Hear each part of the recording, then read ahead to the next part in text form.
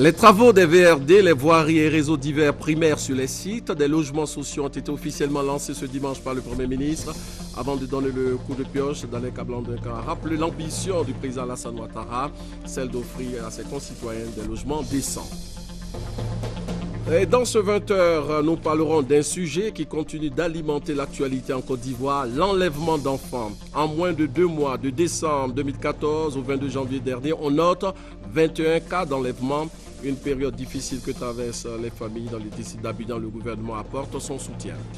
La communauté internationale célèbre ce dimanche la 62e journée mondiale de la lutte contre la lèpre. Ici en Côte d'Ivoire, la cérémonie officielle a eu lieu à Dzopé autour du thème « Donnons pour vaincre la lèpre ».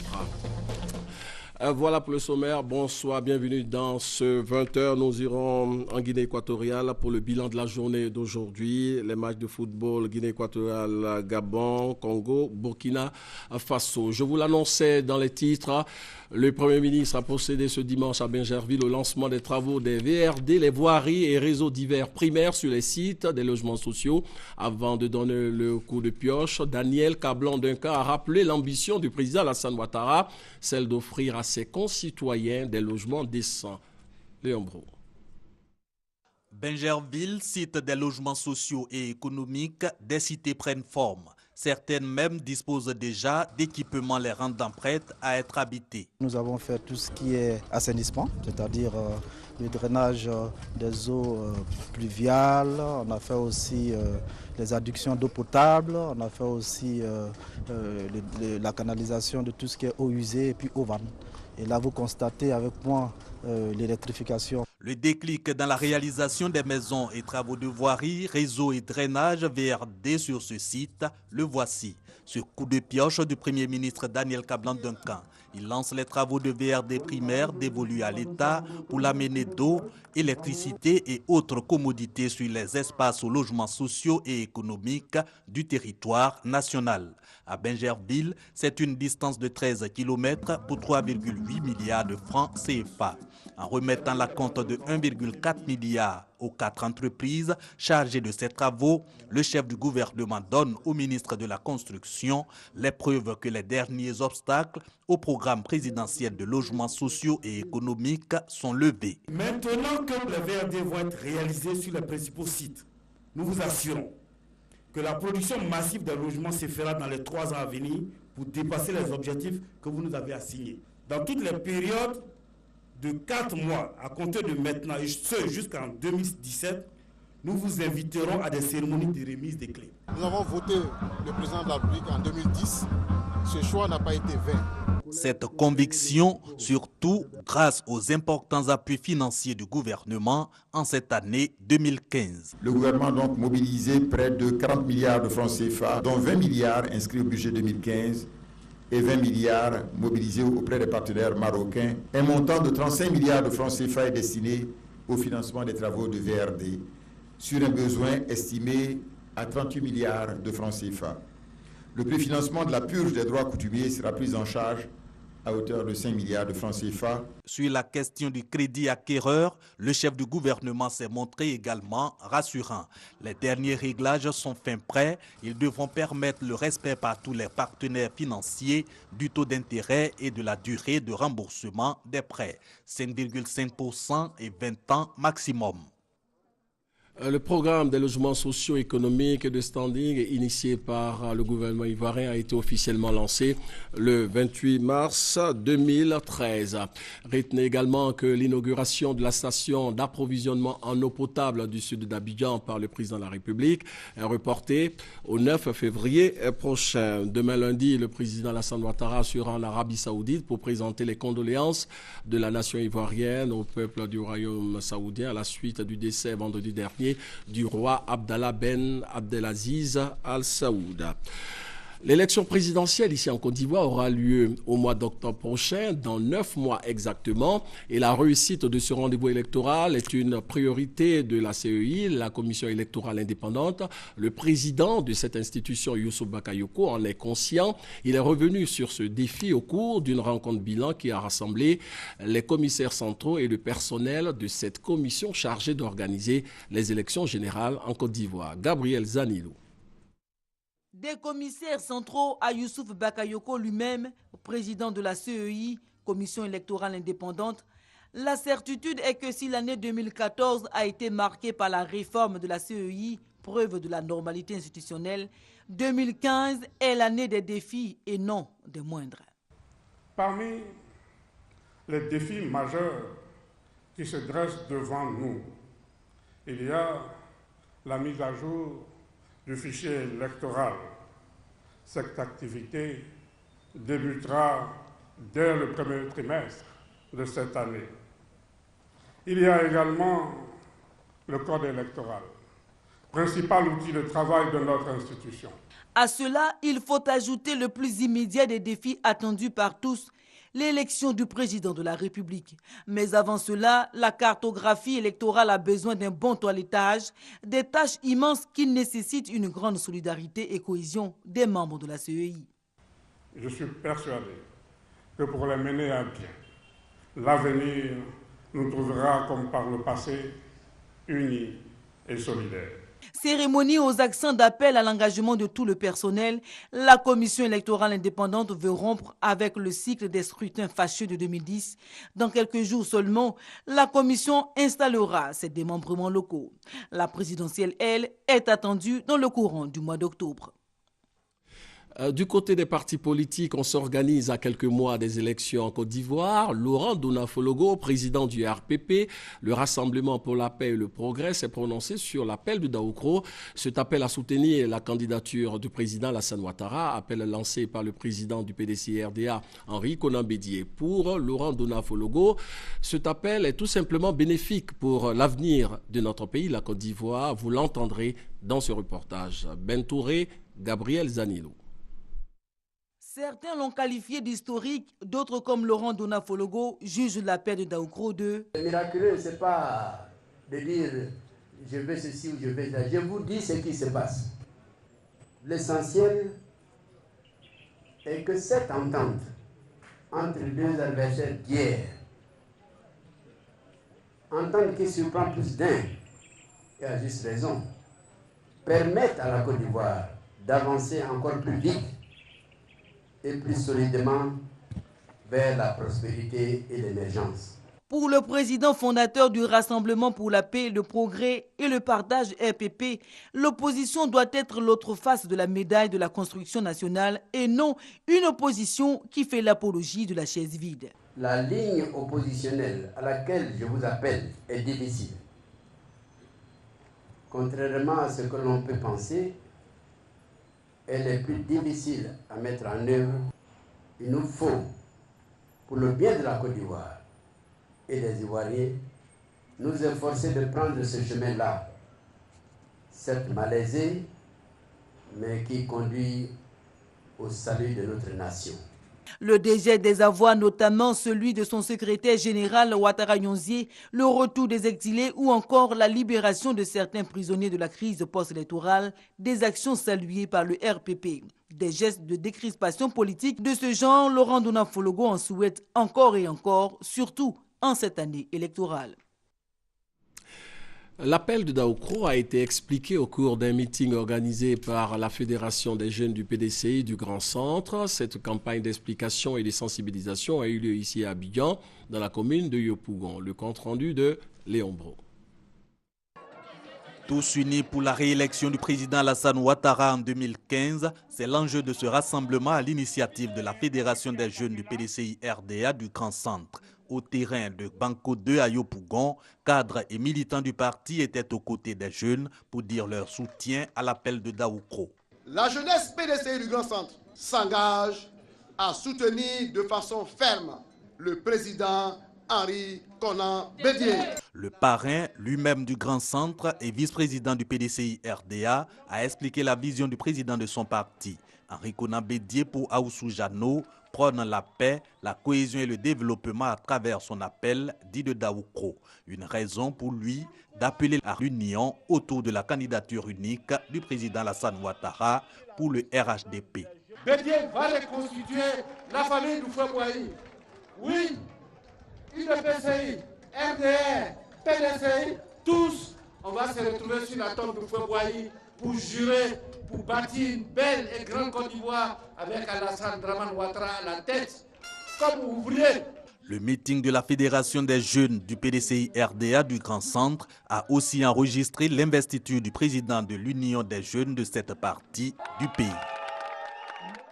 Restons dans le cadre des activités des partis politiques. Le Rassemblement du peuple de Côte d'Ivoire, le RPCI, a donné sa vision de la situation sociopolitique en Côte d'Ivoire. Le président de ce parti politique, Bamba Mori Ferré, a invité l'ensemble de la classe politique ivoirienne à s'engager dans des élections démocratiques transparentes ici en Côte d'Ivoire.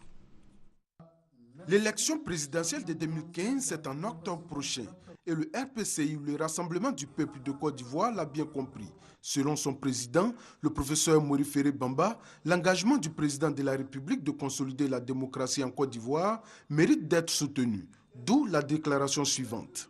Le RPCI est un parti politique dans l'opposition, mais une opposition constructive, républicaine et responsable. Notre parti invite le peuple ivoirien à se mobiliser et à se donner la main pour préparer et participer massivement aux prochaines élections générales et à l'issue desquelles l'alternance politique en Côte d'Ivoire sera une réalité. 2015 est une année de grands défis pour la Côte d'Ivoire qui devra renouveler les dirigeants des institutions par l'organisation d'élections générales. Ces élections, estime le président du RPCI, doivent pouvoir rassembler les Ivoiriens sur la base des valeurs de démocratie, de justice et d'égalité. L'actualité sociopolitique et la question de l'emploi des jeunes étaient au centre d'une rencontre entre la jeunesse du MFA, le mouvement des forces d'avenir et le conseiller à la présidence chargé de la jeunesse et des sports. Les préoccupations de la jeunesse du MFA ont trouvé réponse au cours de cette rencontre suivie par notre reporter Léon Brou. À l'issue d'un conseil présidentiel sur la problématique de l'emploi jeune, le gouvernement a annoncé en début d'année la mise sur pied d'une structure. C'est bien ce sujet qui est au centre des échanges entre les leaders de la jeunesse du MFA, Mouvement des forces d'avenir et le conseiller technique du chef de l'État. Il s'agit de se mettre au même niveau d'information pour expliquer à la jeunesse ivoirienne les efforts du président Alassane Ouattara pour résoudre le problème de l'emploi jeune.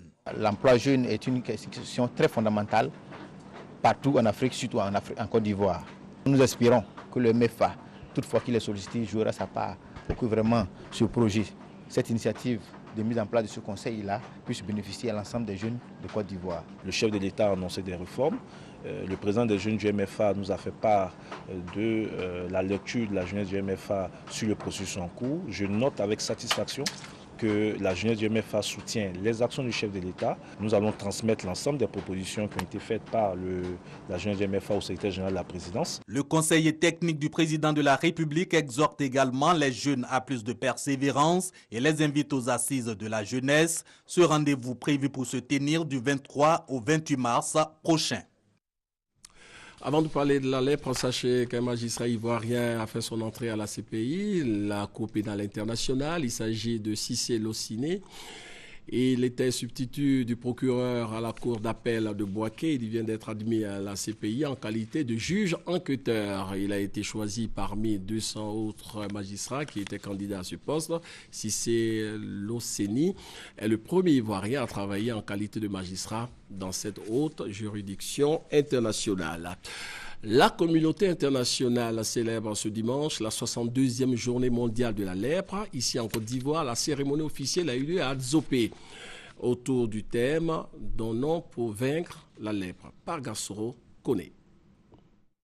L'Organisation mondiale de la santé OMS estime à 215 656 le nombre de nouveaux cas de lèpre dépistés dans le monde. L'Afrique occupe la 3e place avec 20 911 cas. La Côte d'Ivoire, l'un des pays touchés au monde, enregistre 910 nouveaux cas en 2014. En vue de leur témoigner compassion et solidarité, une journée mondiale leur est dédiée. Journée célébrée chaque dernier dimanche du mois de janvier. Cette journée marque la reconnaissance de l'OMS à Raoul Foloro, appelé le vagabond de la charité pour son combat contre la lèpre. Cette année, en Côte d'Ivoire, c'est la ville d'Azopé qui a abrité la cérémonie officielle de la 62e édition de la journée de la solidarité en faveur des personnes atteintes de la lèpre. C'est le signe que les autorités gouvernementales se montrent soucieuses de notre handicap et travaillent en conséquence à l'élimination de la lèpre en Côte d'Ivoire et à l'amélioration de nos conditions sociales. Présente, la ministre de la Santé et de la lutte contre le sida exhorte communautés religieuses, coutumières, partenaires techniques au développement et population à s'unir pour lutter efficacement contre cette maladie invalidante. Pourquoi est-ce que nous ne déciderons pas aussi aujourd'hui de refuser totalement que la lèpre continue d'invalider des populations? Mobilisons-nous tous donc pour la disponibilité du traitement, pour le dépistage précoce. Je veux personnellement travailler pour 0 nouveau cas de lèpre en Côte d'Ivoire. La ministre Raymond Goudou Kofi a eu le soutien du ministre Patrick Hachi, fils de la région. Au cours de cette cérémonie, de nombreux dons ont été offerts aux personnes atteintes de cette maladie. À cette occasion, les malades de la lèpre de l'Institut Raoul Foloro de Côte d'Ivoire, situé à environ 10 km de la ville d'Azopé, ont reçu la visite de la ministre de la Santé et de la lutte contre le sida. Une maladie ancestrale comme ça, on dit on s'en va à l'émergence et puis on a encore des malades.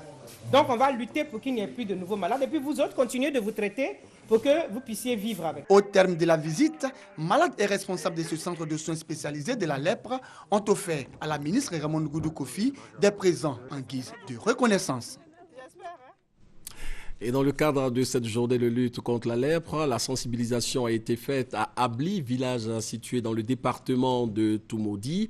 Les responsables des structures de santé publique du département de Toumoudi ont saisi cette occasion pour inviter les communautés villageoises à se faire dépister dès l'apparition de toute tache sur la peau. Pour ces responsables des centres de santé, l'éradication de la maladie est à ce prix, signalant que le traitement de la lèpre est gratuit ici en Côte d'Ivoire.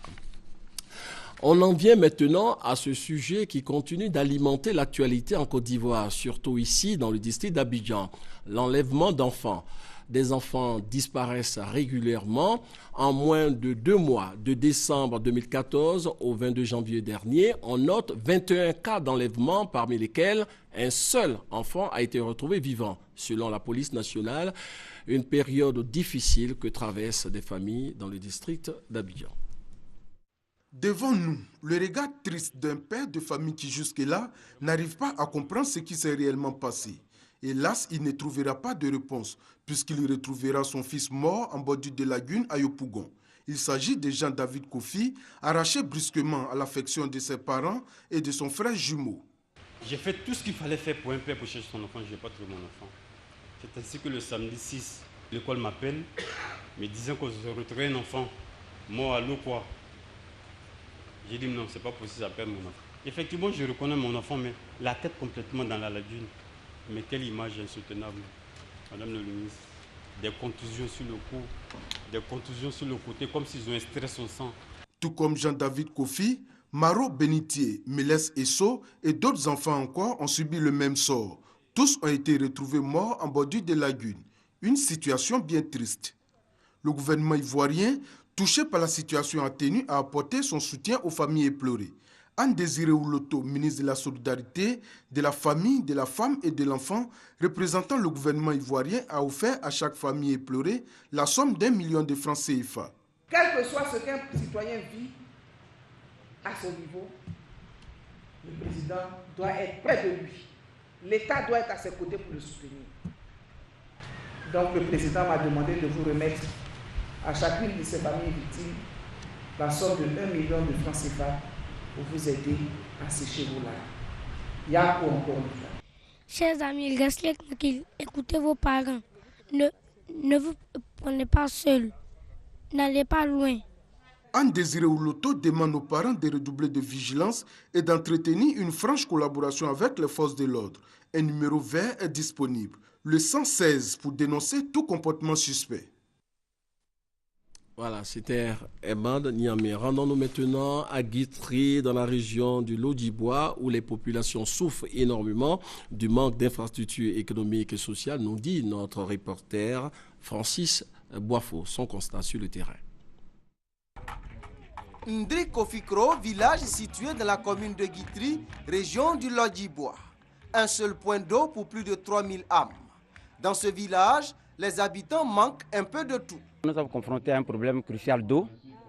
Également, nous avons un problème de dispensaire parce que s'il faut aller jusqu'à 16 km pour se faire traiter, souvent on tombe rapidement. Et également, nous avons besoin de refaufilage de notre voie, nous reliant à Guitry. Parce que nous sommes à 16 km.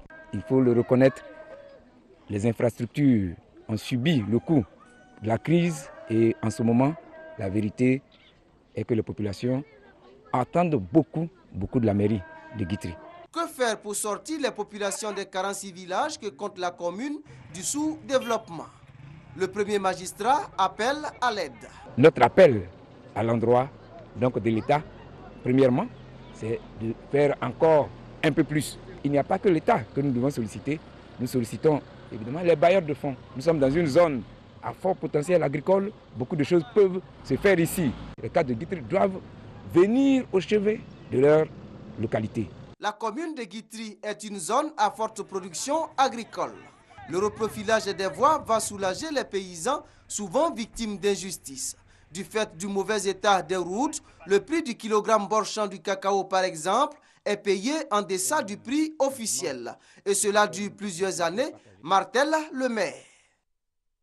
Le reste de l'actualité avec tout d'abord ces dispositions prises par le Conseil du coton et de l'anarcade avant le début effectif de la campagne 2015 de commercialisation de la noix de cajou. Au nombre de ces dispositions figure en bonne place la formation du corps préfectoral et des directeurs régionaux de l'agriculture, formation sur l'organisation et le fonctionnement des comités de veille et de suivi de la commercialisation de l'anarcade. Le point avec Kwadio Kwame de la station RTI Boaké. La campagne 2015 de la commercialisation de la noix de cajou se prépare activement. Pour la réussite de cette campagne, le Conseil du coton et de l'anarcade a décidé d'impliquer dans les échanges le corps préfectoral et les directeurs régionaux et départementaux de l'agriculture des zones de production.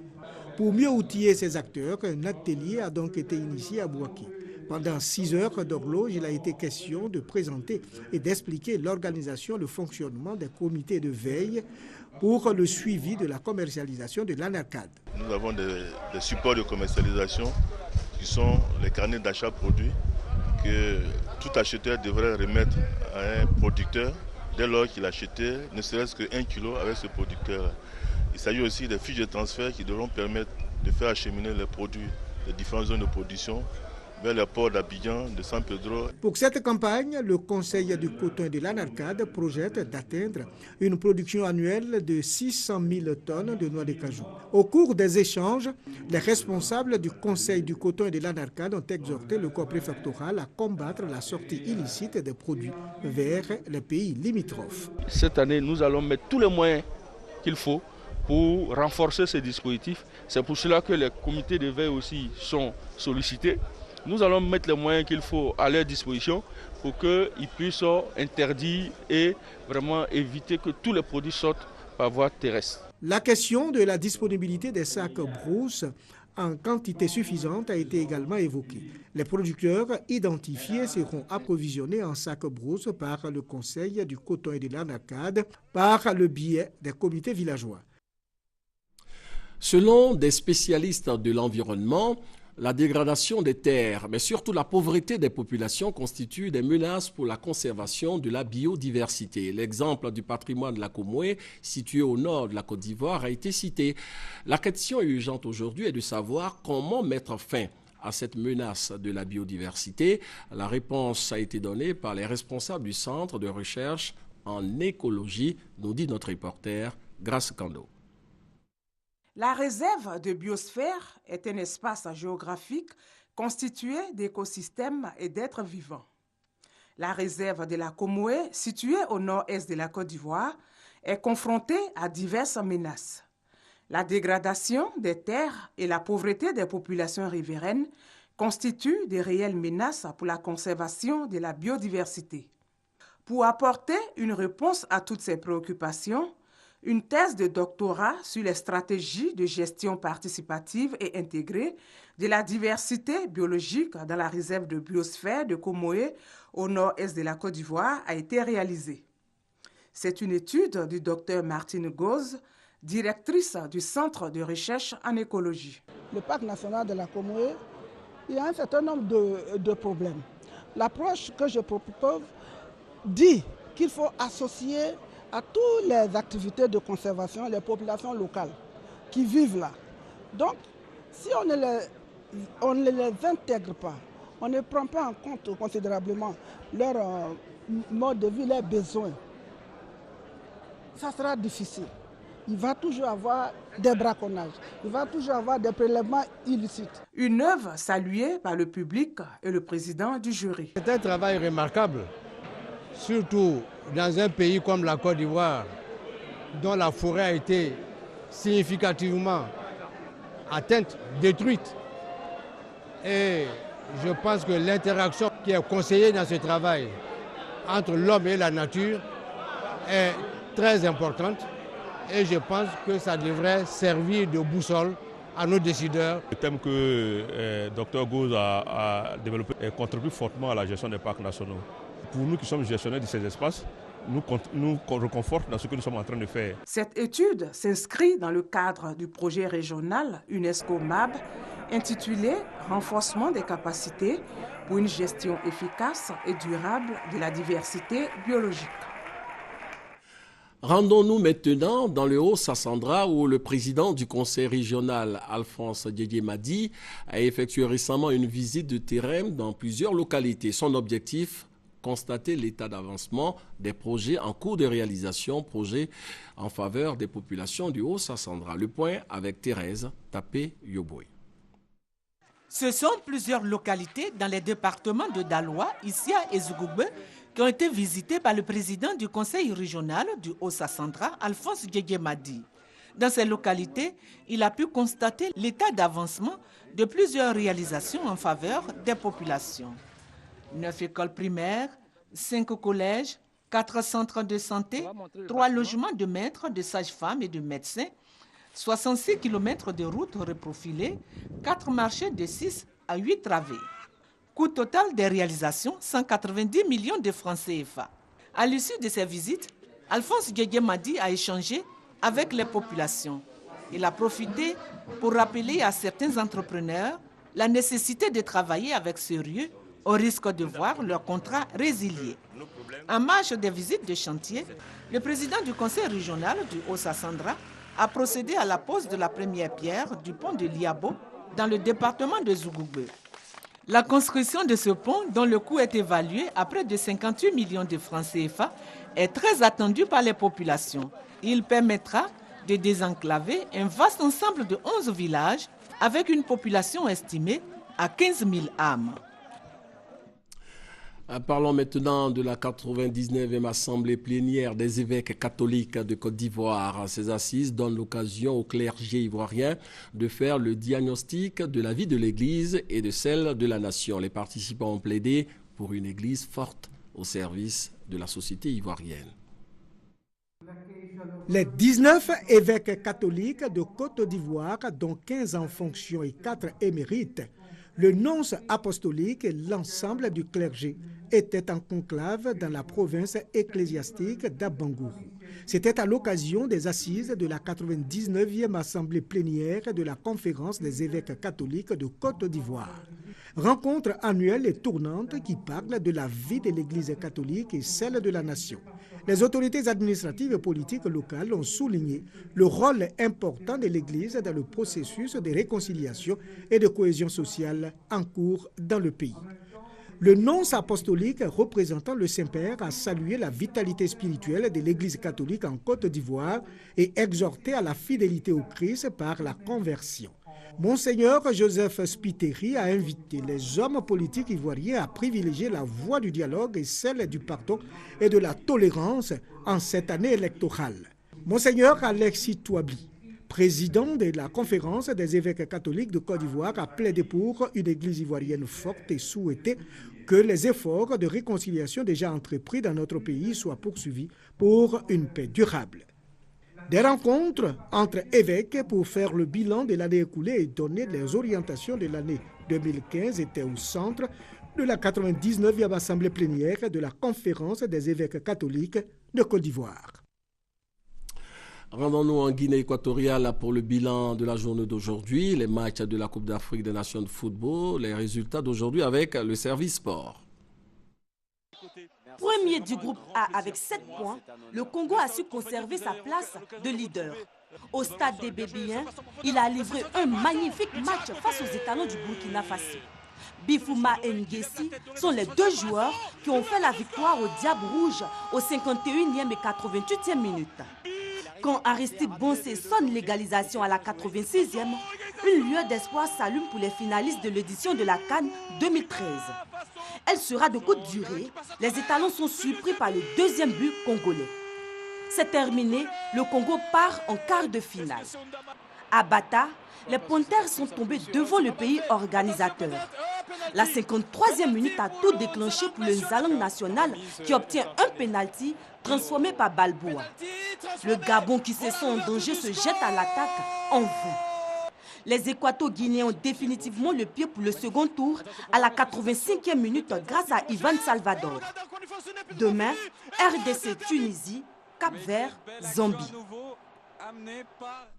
Et mercredi prochain, Côte d'Ivoire, Cameroun, on a toujours de l'espoir. Merci de nous avoir suivis.